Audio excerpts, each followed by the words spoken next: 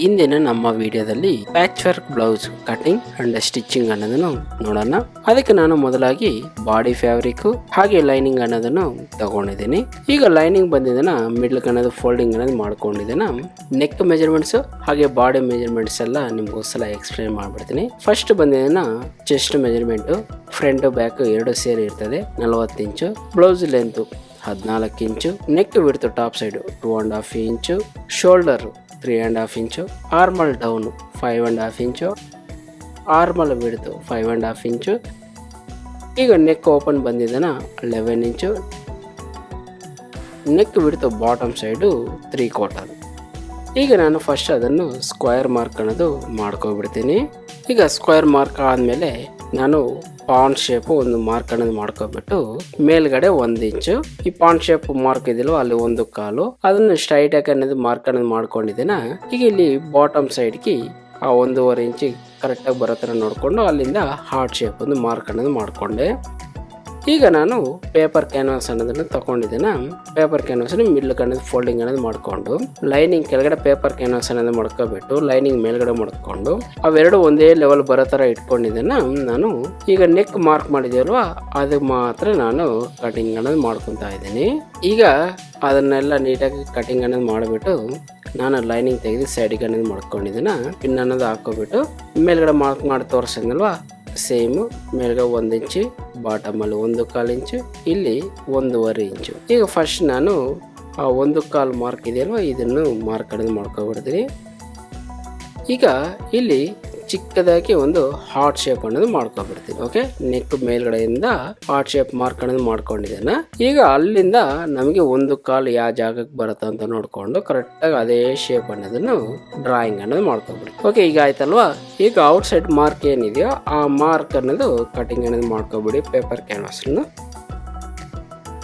ಈಗ ಕಟ್ ಆದಮೇಲೆ ಅದನ್ನೆತ್ತಿ ಸೈಡ್ ಅನ್ನೋದು ಮಾಡ್ಕೊಂಡಿದ್ದೀನ, ಬಾಡಿ ಅನ್ನೋದು ತಗೊಂಡಿದ್ದೀನ. ಅದ್ರ ಮೇಲೆ ಲೈನಿಂಗ್ ಅನ್ನೋದು ಮಡಗ್ಬಿಟ್ಟು ಈ 4 ಕಡೆನೂ ಕರೆಕ್ಟಾಗಿ ಬರುತ್ತಾ ಇಲ್ವ ಅಂತ ಒಂದ್ಸಲ ಲೈನಿಂಗ್ ಚೆಕ್ ಮಾಡ್ಕೊಂಡಿದ್ದೀನ. ನಾನೀಗ ಅಟ್ಯಾಚಿಂಗ್ ಅನ್ನೋದು ಮಾಡ್ಕೊತಾ ಇದ್ದೀನಿ. ಲೈನಿಂಗ್ ಅಂಡ್ ಬಾಡಿ ಈ out side full round stitch ಅನ್ನೋದು ಮಾಡ್ಕೊಬಿಡಿ. ಈ ಸ್ಟಿಚ್ ಹಾಕುವಂಥ ಟೈಮಲ್ಲಿ ನಮಗೆ ಬಾಡಿ ಆಗ್ಬೋದು ಅಥವಾ ಲೈನಿಂಗ್ ಆಗ್ಬೋದು ಲೂಸ್ ಅನ್ನೋದು ಇರಬಾರ್ದು. ಆ ರೀತಿ ನೋಡ್ಕೊಂಡು ಫುಲ್ಲು ರೌಂಡು ಅಟ್ಯಾಚಿಂಗ್ ಅನ್ನೋದು ಮಾಡ್ಕೊಬಿಡಿ.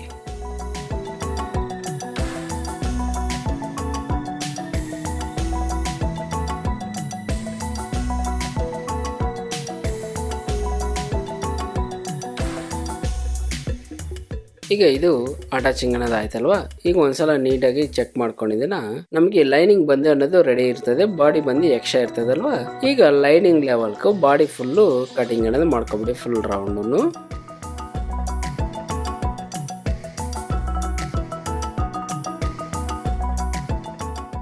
ಎಲ್ಲ ಕಟ್ ಆದ್ಮೇಲೆ ಒಂದ್ಸಲ ಚೆಕ್ ಮಾಡ್ಕೊಂಡು ಸೈಡ್ ಅನ್ನೋದು ಎತ್ ಮಾಡ್ಕೋರಿ. ಈಗ ಕಾಂಟ್ರಾಸ್ಟ್ ಕಲರ್ ಸೀರೆ ಕಲರ್ ಅನ್ನು ತಗೊಂಡಿದ್ದೀನ. ಅದ್ರ ಮೇಲೆ ಪೇಪರ್ ಕ್ಯಾನ್ವಾಸ್ ಅನ್ನೋದು ಮಾಡ್ಕೊಂಡು ನಾನು ಇವಾಗ 1 ನೈಟ್ ಅಷ್ಟು ಅಟ್ಯಾಚಿಂಗ್ ಅನ್ನೋದು ಮಾಡ್ಕೊತಾ ಇದ್ದೀನಿ. ನಮಗೆ ಪೇಪರ್ ಕ್ಯಾನ್ವಾಸ್ ಹೆಂಗ್ ಕಟ್ ಆಗಿರ್ತದೆ ಸೇಮ್ ಅದೇ ರೀತಿ ಔಟ್ ಸೈಡ್ ಅಲ್ಲೇ ಅಟ್ಯಾಚಿಂಗ್ ಅನ್ನೋದು ಮಾಡ್ಕೊಬಿಡಿ.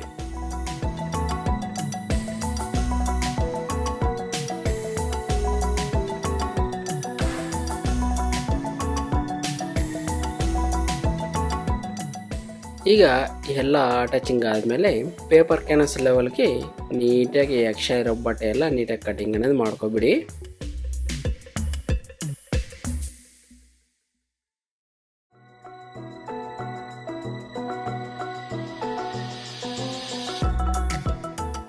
ಈಗ ಎಲ್ಲ ಕಟ್ ಆದಮೇಲೆ ಈ ಕಾರ್ನರಲ್ಲಿ ನ್ಯಾಚ್ ಅನ್ನೋದು ಹಾಕೋಬಿಟ್ಟು ಇದು ಪೇಪರ್ ಕ್ಯಾನ್ವಾಸ್ನೆಲ್ಲ ಇನ್ಸೈಡ್ ಅನ್ನೋದು ಟರ್ನಿಂಗ್ ಅನ್ನೋದು ಮಾಡ್ಕೊಬಿಡಿ. ಇದಾದ್ಮೇಲೆ ನಾನು ಎಜ್ಜಲ್ಲಿ ಕಿನ್ನರಿ ಅನ್ನೋದು ಮಾಡ್ಕೊತಾ ಇದ್ದೀನಿ. ಈ ಕಿನ್ನರಿ ಸ್ಟಿಚ್ ಮಾಡೋಂಥ ಟೈಮಲ್ಲಿ ನಮಗೆ ಪೇಪರ್ ಕ್ಯಾನ್ವಾಸ್ ಬಂದು ಮೇಲ್ಗಡೆ ಕಾಣಿಸ್ಬಾರ್ದು, ಆ ರೀತಿ ಇಟ್ಕೊಬಿಟ್ಟು ಈ ಎಜ್ಜಲ್ಲಿ ಕಿನ್ನರಿ ಸ್ಟಿಚ್ ಅನ್ನೋದು ಮಾಡ್ಕೋರಿ ಫುಲ್ ರೌಂಡು.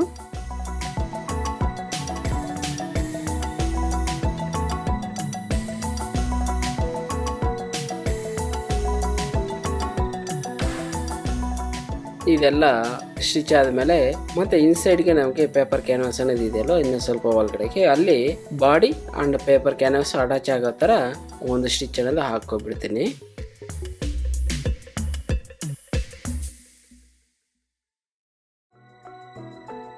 ಈಗ ಇದೆಲ್ಲ ಸ್ಟಿಚ್ ಆದಮೇಲೆ ಇನ್ಸೈಡ್ಗೆ ಟರ್ನಿಂಗ್ అనేది ಮಾಡ್ಕೊಬಿಟ್ಟು ಪೇಪರ್ ಕ್ಯಾನ್ವಾಸ್ ಲೆವೆಲ್ಗೆ ಬಾಡಿ ಪೀಸಿನೆಲ್ಲ ಲೆವೆಲ್ಗೆ ಕಟಿಂಗ್ అనేది ಮಾಡ್ಕೊಬಿಡಿ. ಈಗ ಇದಾದ್ಮೇಲೆ ಪೇಪರ್ ಕ್ಯಾನ್ವಾಸ್ ಮಿಡ್ಲ್ ಅನ್ನೋದು ಫೋಲ್ಡಿಂಗ್ అనేది ಮಾಡ್ಕೊಂಡಿದ್ದೀನಿ. ನಾವು ಫಸ್ಟ್ ಆರ್ಟ್ ಶೇಪ್ ಮಾರ್ಕ್ ಮಾಡಿದ್ದೀನೋ ಆ ಮಾರ್ಕ್ ನೀಟಾಗಿ ಕಾಣಿಸುತ್ತೆ ನೋಡಿ, ಆ ಲೆವೆಲ್ ಅನ್ನೋದು ಇದನ್ನ ಕಟಿಂಗ್ అనేది ಮಾಡ್ಕೊಬಿಡಿ. ಓಕೆ, ಇದು ಕಟ್ ಆಯ್ತಲ್ವಾ. ಈಗ ಇನ್ನೊಂದು ಎಕ್ಸ್ಟ್ರಾ ಒಂದು ಬಾಡಿ ಬಟ್ಟೆ అనేది ತಗೊಂಡಿದ್ದೇನೆ ಸೇಮು. ಈಗ ನಾನು ಅದ್ರ ಮೇಲೆ ಪೇಪರ್ ಕ್ಯಾನ್ವಾಸ್ ಅನ್ನು ಮಾಡ್ಕೊಂಡು ಸೇಮ್ ಈಗ ಏನು ಹಾರ್ಟ್ ಶೇಪ್ అనేది ಕಟ್ ಮಾಡಿದ್ವೋ ಸೇಮ್ ಅದೇ ರೀತಿ 1/8 ಅಷ್ಟು ಅಟ್ಯಾಚಿಂಗ್ అనేది ಮಾಡ್ಕೊತಾ ಇದ್ದೀನಿ. ಇಲ್ಲಿ ಟರ್ನಿಂಗ್ ಅಲ್ಲೆಲ್ಲ ಸ್ವಲ್ಪ ನಿಧಾನಕ್ಕೆ ಆಗಲಿ ಚಿಕ್ಕ ಸ್ಟಿಚಿಂಗ್ అనేది ಮಾಡ್ಕೊಂಡು ಸ್ಟಿಚ್ అనేది ಹಾಕೋರಿ. ನಿಮ್ಗೆ ಇದೇ ತರ ಫಿನಿಶಿಂಗ್ అనేది ನೀಟಾಗಿ ಅನ್ನೋದು ಬಂದ್ಬಿಡ್ತದೆ. ಓಕೆ, ಇದಾದ್ಮೇಲೆ ಅಲ್ಲಿರೋ ಬಟ್ಟೆಯನ್ನೆಲ್ಲ ನೀಟಾಗಿ ಪೇಪರ್ ಕ್ಯಾನ್ವಾಸ್ ಲೆವೆಲ್ಗೆ ಅನ್ನೋದು ಕಟಿಂಗ್ అనేది ಮಾಡ್ಕೊಬಿಟ್ಟು ಈ ಟರ್ನಿಂಗ್ ಅಲ್ಲಿ ಒಂದು ಚಿಕ್ಕದಾಗಿ ನ್ಯಾಚ್ ಅನ್ನೋದು ಹಾಕೋಬಿಟ್ಟು ಇದನ್ನು ಇನ್ಸೈಡ್ ಅನ್ನೋದು ಟರ್ನಿಂಗ್ ಅನ್ನೋದು ಮಾಡ್ಕೊರಿ.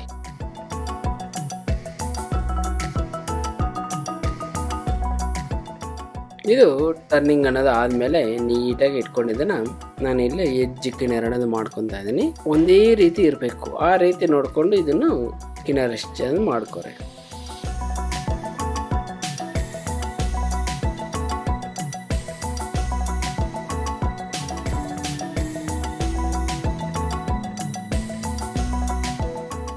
ಈಗ ಸ್ಟಿಚ್ ಆದಮೇಲೆ ನಮ್ಗೆ ಇನ್ಸೈಡಲ್ಲಿ ಎಕ್ಸ್ಟ್ರಾ ಕ್ಲಾತ್ ಇರ್ತದೆ ಅಲ್ವಾ, ಅದನ್ನೆಲ್ಲ ಒಂದು 180 ಇರೋ ಅಷ್ಟು ನೋಡ್ಕೊಂಡು ಎಲ್ಲ ಕಟ್ ಮಾಡಿ ತೆಗೆದುಬಿಟ್ಟು ಇದನ್ನೆತ್ತಿ ಸೈಡ್ ಕಡೆ ಮಾಡ್ಕೊರಿ. ಅಂದರೆ ಬ್ಲೌಸ್ ಕಲರ್ ಬಟ್ಟೆ ಅನ್ನೋದು ತಗೊಂಡಿದ್ದಾನ ಅದ್ರ ಮೇಲೆ ಸ್ಪಂಜ್ ಅನ್ನೋದು ಮಾಡ್ಕೊಂಡು ಈಗ ನಾನು ಪೇಪರ್ ಕ್ಯಾನ್ವಾಸ್ ತಗೊಂಡಿದ್ದಾನ ಒಂದು ವಿ ಶೇಪಲ್ಲಿ ಒಂದು ಮಾರ್ಕ್ ಅನ್ನೋದು ಮಾಡ್ಕೊತಾ ಇದ್ದೀನಿ. ಪೇಪರ್ ಕ್ಯಾನ್ವಾಸ್ ಆ ಬಾಡಿ ಪೀಸ್ ಮೇಲೆ ಮಾಡಿಬಿಟ್ಟಿದ್ದೇನೆ. ನಾನು ಇವಾಗ ವಿ ಶೇಪಲ್ಲಿ ಸ್ಟಿಚ್ ಹಾಕ್ಕೊಂತಾ ಇದ್ದೀನಿ. ಇಲ್ಲಿ ಬಾಬಿನ್ ಅಲ್ಲಿ ನಾನು ಕಲರ್ ಸೀರೆ ಕಲರ್ ದಾರ ಅನ್ನೋದು ಹಾಕೊಂಡಿದ್ದೀನಿ. ಓಕೆ, ಅದ್ರ ಮೇಲ್ಗಡೆ ಗೊತ್ತಾಗಬೇಕಲ್ವ, ಆ ಕಾರಣದಿಂದ ಇಲ್ಲಿ ಫುಲ್ ಆಗಿ ನಾನು ಪಾಯಿಂಟೆಡ್ ಸ್ಟಿಚ್ಗಳೆಲ್ಲ ಹಾಕೊಂಡ್ಬಿಟ್ಟು ಫಿನಿಶ್ ಅನ್ನೋದು ಮಾಡ್ಕೊಂತೀನಿ ಇದನ್ನು.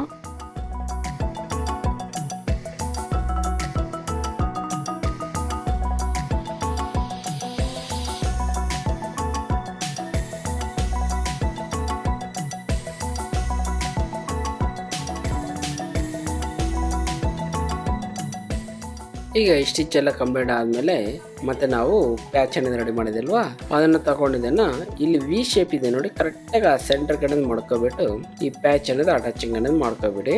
ನಾವು ಇದಕ್ಕೆ ಮುಂಚೆ ಕಿನ್ನರ್ ಸ್ಟಿಚ್ ಹಾಕಿದಲ್ವ, ಆ ಸ್ಟಿಚ್ ಮೇಲೆ ಈ ಸ್ಟಿಚ್ ಬರೋ ಥರ ಮಾಡ್ಕೊಬಿಡಿ.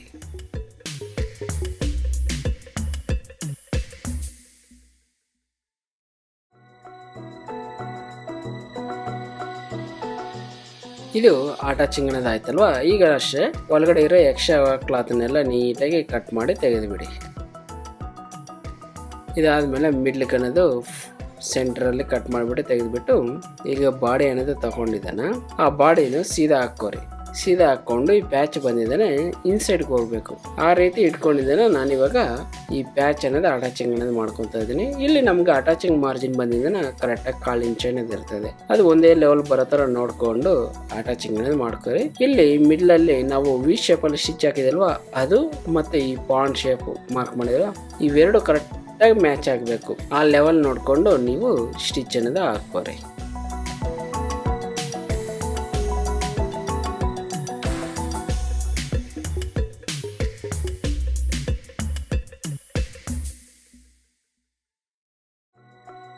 ಈಗ ಇದು ಅಟ್ಯಾಚಿಂಗ್ ಆದಮೇಲೆ ಬಾಟಮ್ ಸೈಡಲ್ಲಿ ಪಾಂಡ್ ಶೇಪನ್ನು ನೀಟಾಗಿ ಕಟ್ ಮಾಡಿಬಿಟ್ಟು ಅಲ್ಲಿ ಬಾಟಮ್ ಸೈಡಲ್ಲಿ ನ್ಯಾಚ್ ಅನ್ನೋದು ಹಾಕೋಬಿಡಿ. ಈ ಕಡೆ ಶೇಪಲ್ಲಿ ಆ ಕಡೆ ಶೇಪಲ್ಲಿ ಇದು ಹಾಕ್ಕೊಂಡಿದ್ದಾನ. ಈ ಪ್ಯಾಚನ್ನು ಮೇಲ್ಗಡೆ ಟರ್ನಿಂಗ್ ಅನ್ನೋದು ಮಾಡಿಕೊಂಡು ನಾನು ಇಲ್ಲಿ ಎಜ್ಜಿ ಕಿನಾರಿ ಮಾಡ್ತಾ ಇದ್ದೀನಿ. ಈ ಕಿನಾರಿ ಮಾಡೋಂಥ ಟೈಮಲ್ಲಿ ನಮಗೆ ಬಾಟಮ್ ಸೈಡಲ್ಲಿ ಬ್ಲೂ ಕಲರ್ ಲೈನಿಂಗ್ ಅನ್ನೋದು ಇರ್ತದಲ್ವ, ಅದು ಮೇಲ್ಗಡೆ ಕಾಣಿಸ್ಬಾರ್ದು. ಓಕೆ, ಆ ರೀತಿ ನೋಡಿಕೊಂಡು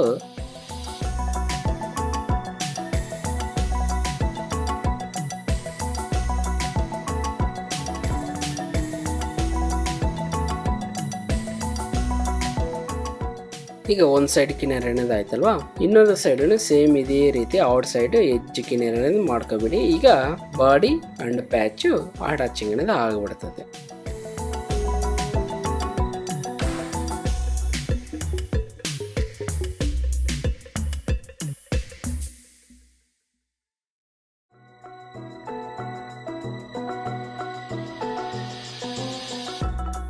ಇದಾಯ್ತಲ್ವಾ. ಈಗ ಒಂದ್ಸಲ ನೀಟಾಗಿ ಚೆಕ್ ಮಾಡ್ಕೊಂಡು ಸೈಡ್ಗೆ ಎತ್ತಿ ಮಡ್ಕೋರಿ. ಈಗ ಕಾಂಟ್ರಾಸ್ಟ್ ಕಲರ್ ಅಲ್ಲಿ 1 ಇಂಚ್ ಬಿಡ್ತಿರೋ ಫ್ಯಾಬ್ರಿಕ್ ಅನ್ನೋದು ತಗೊಂಡಿದ್ದೇನ, ಅದ್ರ ಮಧ್ಯೆಗೆ ನಾನು ಪೈಪಿಂಗ್ ಥ್ರೆಡ್ ಅನ್ನೋದು ಮಡಗ್ಬಿಟ್ಟು ನಾನು ಆ ಥ್ರೆಡ್ ಪಕ್ಕದಲ್ಲಿ ಸ್ಟಿಚ್ ಅನ್ನೋದು ಹಾಕೊಂಡಿದ್ದೇನೆ. ಅಂದ್ರೆ ಥ್ರೆಡ್ ಪೈಪಿಂಗ್ ತರ ರೆಡಿ ಅನ್ನೋದು ಆಗ್ಬಿಡ್ತದೆ. ನಿಮ್ಗೆ ಎಷ್ಟು ಉದ್ದ ಬೇಕೋ ಅಷ್ಟು ಉದ್ದ ಅನ್ನೋದು ರೆಡಿ ಮಾಡ್ಕೊಂಡಿದ್ದೇನೆ. ಬಾಡಿ ಪೀಸ್ ತಗೊಂಡು ಬಾಟಮ್ ಸೈಡ್ ಅಲ್ಲಿ ನಾನು ಅಟ್ಯಾಚಿಂಗ್ ಅನ್ನೋದು ಮಾಡ್ಕೊತಾ ಇದ್ದೀನಿ. ಇಲ್ಲಿ ನಮ್ಗೆ ಅಟ್ಯಾಚಿಂಗ್ ಮಾರ್ಜಿನ್ ಬಂದಿದ್ರೆ 1/2 ಇಂಚ್ ಅನ್ನೋದು ಇರ್ತದೆ. ಇದು ಅಟ್ಯಾಚ್ ಆದ್ಮೇಲೆ ಇನ್ನೊಂದು ಎಕ್ಸ್ಟ್ರಾ ಒಂದು ಲೈನಿಂಗ್ ಅನ್ನೋದು ತಗೊಂಡಿದ್ದೇನೆ. ಆ ಪೈಪಿಂಗ್ ಮೇಲೆ ಮಡಗಿ ಇಲ್ಲಿ ಬಾಟಮ್ ಸೈಡ್ ಅಲ್ಲಿ ಅಟ್ಯಾಚಿಂಗ್ ಅನ್ನೋದು ಮಾಡ್ಕೊತಾ ಇದ್ದೀನಿ. ಇದಾದ್ಮೇಲೆ ಆ ಲೈನಿಂಗ್ ಮೇಲ್ಗಡೆ ಟರ್ನಿಂಗ್ ಅನ್ನೋದು ಮಾಡ್ಕೊಂಡು ಈ ಬಾಡಿ ಮಾರ್ಜಿನ್ ಎಲ್ಲ ಲೈನಿಂಗ್ ಒಳಗಡೆ ಹೋಗ್ಬೇಕು. ಆ ರೀತಿ ನೋಡಿಕೊಂಡು ಇದೊಂದು ಸ್ಟಿಚ್ ಅನ್ನೋದು ಹಾಕೋಬಿಡಿ. ಇದಾದ್ಮೇಲೆ ಲೈನಿಂಗ್ನೆಲ್ಲ ಇನ್ಸೈಡ್ಗೆ ಫೋಲ್ಡಿಂಗ್ ಮಾಡಿಬಿಟ್ಟು ಪೈಪಿಂಗ್ ಪಕ್ಕದಲ್ಲಿ ಒಂದು ಎಡ್ಜ್ ಕಿನ್ನರ್ ಸ್ಟಿಚ್ ಅನ್ನೋದು ಮಾಡ್ಕೊಬಿಡಿ.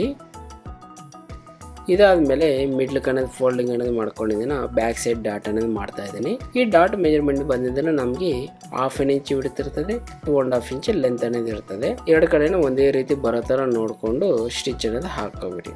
ಓಕೆ ಸ್ನೇಹಿತರೆ, ಈ ಬ್ಲೌಸು ಕಟಿಂಗ್ ಅಂಡ್ ಸ್ಟಿಚಿಂಗ್ ಅನ್ನೋದು ಕಂಪ್ಲೀಟ್ ಅನ್ನೋದಾಯಿತು. ಈ ಕಟಿಂಗ್ ಅಲ್ಲಿ ಆಗ್ಬೋದು, ಈ ಸ್ಟಿಚಿಂಗ್ ಅಲ್ಲಿ ಆಗ್ಬೋದು. ನಿಮ್ಗೆ ಏನಾದರೂ ಡೌಟ್ಗಳಿದ್ದಲ್ಲಿ ನನಗೆ ಕಮೆಂಟ್ ಮುಖಾಂತರ ತಿಳಿಸ್ಕೊಡಿ.